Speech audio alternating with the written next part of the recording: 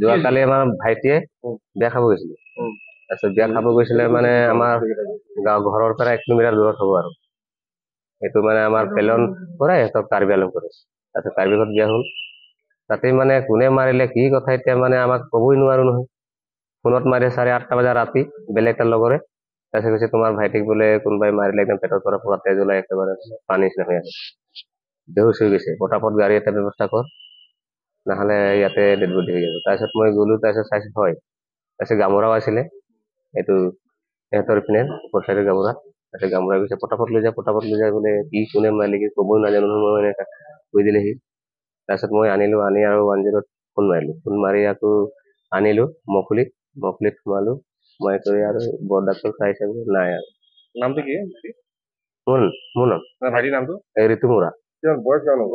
30। কোনখন গাঁৱত হৈছিল? এইটো আমাৰ নৱজ্যোতি বুলি কয়। নৱজ্যোতি গাঁও? কাৰ্বি গাঁও নহয়, আমাৰ পেলেনে পৰে।